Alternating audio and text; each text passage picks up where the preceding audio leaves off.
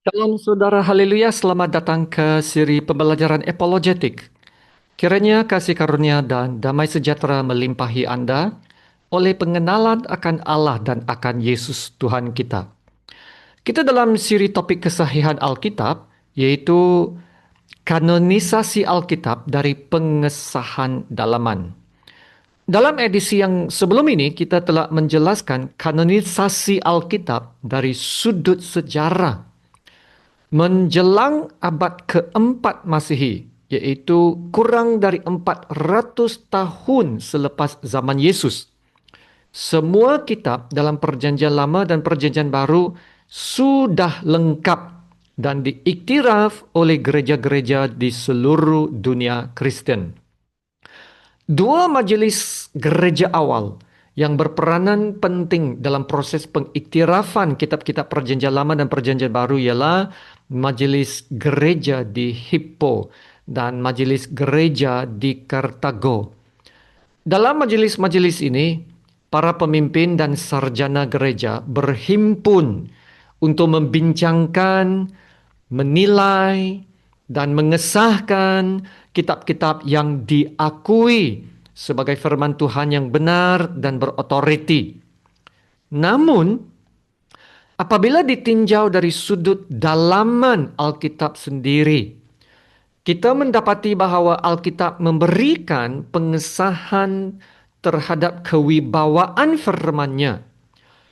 Maksudnya, Alkitab itu sendiri menunjukkan dan membuktikan bahawa ia adalah firman Tuhan tanpa perlu bergantung sepenuhnya kepada pengiktirafan luar seperti majelis gereja atau otoriti manusia. Kita lihat beberapa contoh ayat Alkitab. Ya, yang pertama adalah Keluaran 24 ayat 4 dan 7. Lalu Musa menuliskan segala firman Tuhan itu.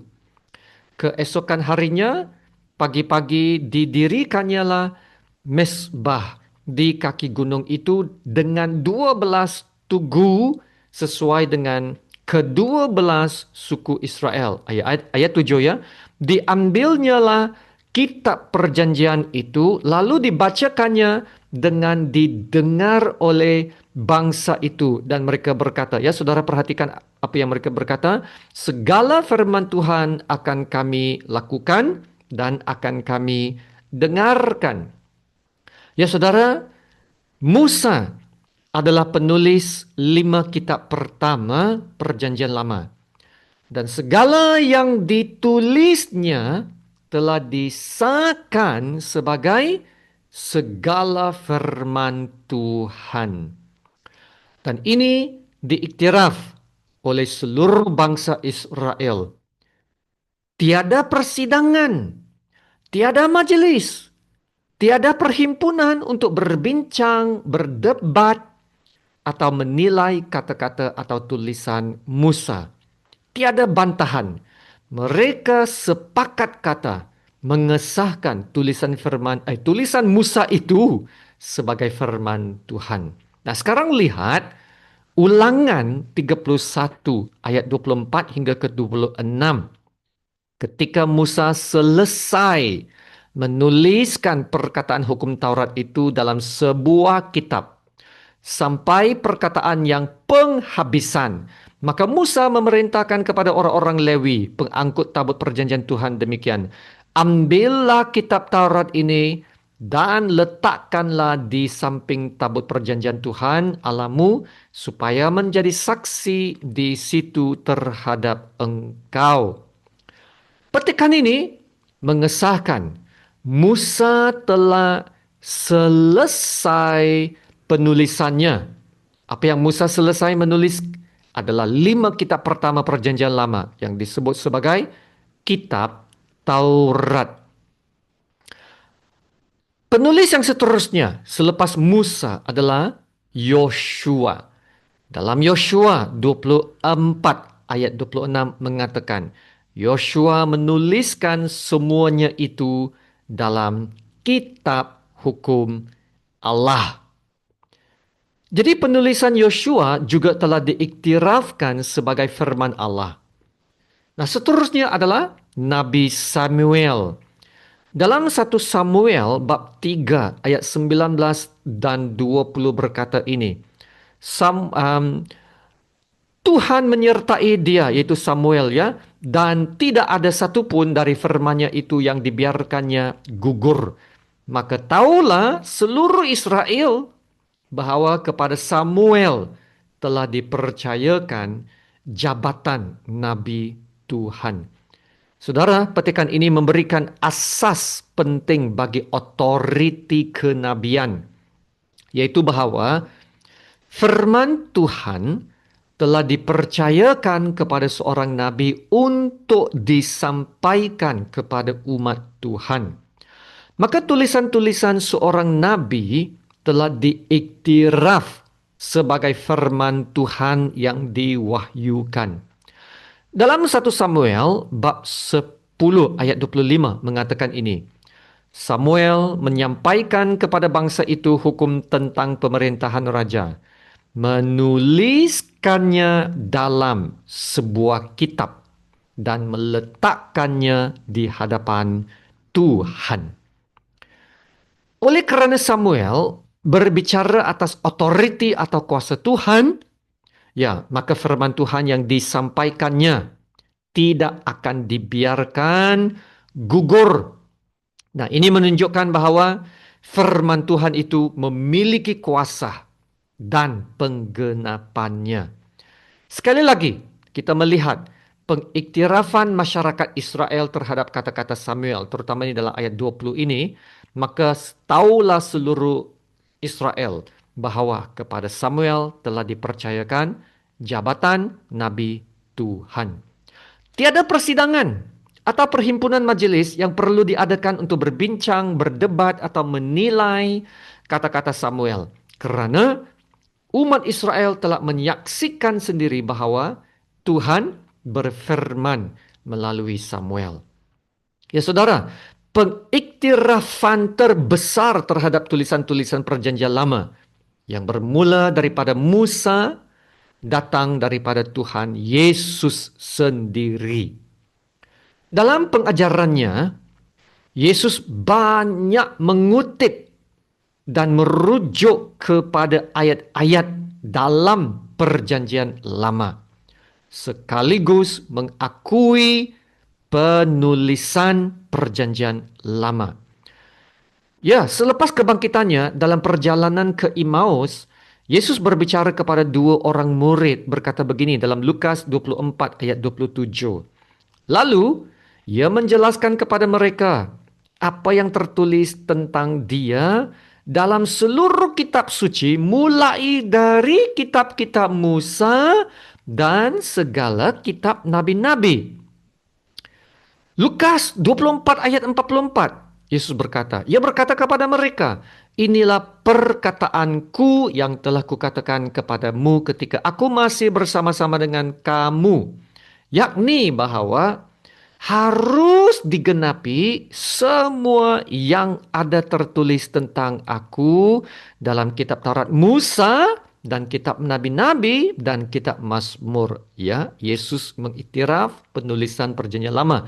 Ya, dalam Matius 5 ayat 17 sampai 18, Yesus juga menegaskan otoriti dan ketekalan firman Tuhan, mengatakan, janganlah kamu menyangka bahawa aku datang untuk meniadakan hukum Taurat atau kitab para nabi. Aku datang bukan untuk meniadakannya, melainkan untuk menggenapinya. Kerana aku berkata kepadamu, sesungguhnya selama belum lenyap langit dan bumi ini, satu iota atau satu titik pun tidak akan ditiadakan dari hukum Taurat sebelum semuanya terjadi. Nah, akhirnya dalam Matius 23 ayat 35, Yesus merujuk kepada seluruh perjanjian lama dari Habil, yaitu kitab Taurat pertama Kejadian, hingga ke Zakaria 2 Tawarik, yaitu urutan pertama dan terakhir dalam kanun kitab Ibrani. Jadi semua petikan-petikan yang saya tunjukkan menandakan atau menunjukkan bahawa Yesus sendiri mengesahkan seluruh kandungan perjanjian lama dari Taurat Musa, kitab nabi-nabi hingga Mazmur sebagai firman Tuhan yang sah, yang benar dan yang berotoriti. Dengan demikian, pengiktirafan Yesus menjadi pengesahan ilahi yang tertinggi terhadap kanun perjanjian lama. Selain Tuhan Yesus, para penulis perjanjian baru juga mengiktiraf penulisan satu sama lain. Petrus mengiktiraf surat-surat Paulus. Dalam 2 Petrus bab 3 ayat 15 dan 16 ini. Seperti juga Paulus, saudara kita yang kekasih, telah menulis kepadamu menurut hikmat yang dikaruniakan kepadanya. Hal itu dibuatnya dalam semua suratnya apabila ia berbicara tentang perkara-perkara ini. Dalam surat-suratnya itu ada hal-hal yang sukar difahami. Paulus, dia memetik Injil Lukas sejajar dengan perjanjian lama dalam 1 Timotius 5:18. Bukankah kitab suci berkata, janganlah engkau memberangus mulut lembu yang sedang mengirik, dan lagi seorang pekerja patut mendapat upahnya.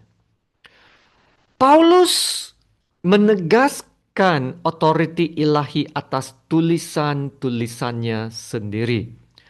Dalam 1 Korintus 14 ayat 37, Paulus berkata, jika seorang menganggap dirinya nabi atau orang yang mendapat karunia rohani, ia harus sedar bahwa apa yang ku katakan kepadamu adalah perintah Tuhan. Saudara lihat ayat 2 Petrus bab 3 ayat 2 ini yang berkata, supaya kamu mengingat akan perkataan yang dahulu telah diucapkan oleh nabi-nabi kudus, itu dalam perjanjian lama, dan mengingat akan perintah Tuhan dan juru selamat yang telah disampaikan oleh rasul-rasulmu kepadamu. Saudara, ayat ini sangat penting. Bukan saja ia mengiktiraf kenabian dan penulisan kitab-kitab perjanjian lama, tetapi juga mengiktiraf penulisan para rasul dalam perjanjian baru. Yaitu ajaran para rasul membawa otoriti yang sama seperti firman yang disampaikan oleh nabi-nabi perjanjian lama. Haleluya. Dan ini menandakan tulisan-tulisan rasul memiliki status dan kuasa yang sama seperti kitab-kitab nabi. Dan ini disahkan dalam ayat 1 Tesalonika bab 2 ayat 13 yang berkata, sebab kamu telah menerima firman Allah yang kami beritakan itu bukan sebagai perkataan manusia, tetapi, dan memang sungguh-sungguh demikian, sebagai firman Allah yang bekerja juga di dalam kamu yang percaya. Haleluya. Ayat ini menunjukkan bahwa jemaat dan umat Tuhan mengakui ajaran serta penulisan para rasul sebagai firman Allah sendiri. Tiada perhimpunan majelis, tiada perbincangan atau perdebatan yang diperlukan untuk menilai atau memilih surat mana yang sahih. Ya saudara, oleh itu majelis Hippo dan Kartago bukanlah majelis yang mencipta Alkitab, tetapi mereka mengiktiraf dan mengesahkan kitab-kitab nabi serta tulisan para rasul yang sudah diterima oleh gereja sejak awal. Saudara ingat ini, mereka tidak mencipta firman Tuhan. Mereka hanya menemukan dan menegaskan apa yang telah sedia ada. Ya, sebagaimana hukum graviti ya, hukum graviti tidak dicipta oleh manusia tetapi sudah wujud dari dulu lagi dan hanya menunggu waktu untuk ditemui. Haleluya. Kesimpulannya, Alkitab adalah sahih sepenuhnya. Dari kitab pertama Kejadian hingga kitab terakhir Wahyu. Ia merupakan firman Allah yang diilhamkan oleh Allah sendiri, yang berkuasa menyelamatkan dan mengubahkan kehidupan manusia. Sebagaimana yang dinyatakan dalam ayat ini dalam 2 Timotius 3:16. Haleluya. Mari kita berdoa. Bapa kami yang di surga, segala puji, hormat, sembah, dan syukur kami naikkan kepada Allah Bapa yang maha tinggi dan esa. Terima kasih Bapa untuk firman-Mu. Firman-Mu yang berkuasa menyelamatkan, memberi hidup baru, dan mengubahkan kehidupan manusia dengan mengajar, dengan menyatakan kesalahan, dengan memperbaiki kelakuan dan mendidik orang dalam kebenaran.